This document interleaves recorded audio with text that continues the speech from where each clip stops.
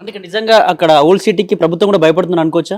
100% గత బీఆర్ఎస్ ప్రభుత్వం కానీ కాంగ్రెస్ ప్రభుత్వం కానీ ఉచ్చ పోసుకుంటారు. వీళ్ళని చూడంగానే ఎంఐఎంని చూడంగానే ఉచ్చ పోసుకుంటారు. వీళ్ళు ఒక్కడు పోయిండు అనుకో, వాడు 10 నెలల నుంచి కరెంటుగా బిల్లు కట్టాడు, కట్ చేద్దామని పోయిండు అనుకో, ఎమ్మెల్సీ వస్తాడు, ఎంఐఎం ఎమ్మెల్యే వస్తాడు.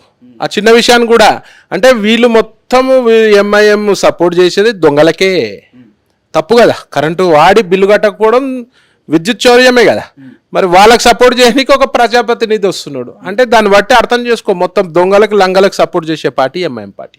అంటే ఇక్కడ మీరు ఎక్కడ హిందూ దేవాలయాలపైన దాడులు జరిగిన, హిందూ సంఘాలపైన వ్యక్తులపైన దాడులు జరిగిన, మొన్న అయ్యప్ప స్వామి విషయంలో జరిగింది. అలాగే మొన్న పెద్దమ్మ టెంపుల్ ఇష్యూ పైన కూడా పెద్ద దాడి జరిగింది. ఆ దాడిని కూడా కావాలని జూబ్లీ సెలక్షన్స్ కోసం దాన్ని ఓట్ బ్యాంక్ పెంచుకోవడం కోసం బీజేపీ చేస్తుంది. ఈ చీకోటి ప్రవీణ్ కావచ్చు, మాధవలత వాళ్ళు కావాలని ఓట్ బ్యాంక్ కోసం వస్తున్నారు. ఇటువంటి ఎలిగేషన్ చాలా వచ్చినాయి. మీరు ఎప్పుడు ఎటువంటి పోరాటం చేసినా కావాలని ఎలిగేషన్ చేస్తూ ఉన్నారు. వీళ్ళు వాళ్ళు కావాలనే పెద్ద ఇష్యూ చేస్తున్న చిన్న ఇష్యూ అని చెప్పి ఇటువంటి మాటలు వాళ్ళు అట్లా మాట్లాడే వాళ్ళకి ఏం చెప్తారన్న మీరు?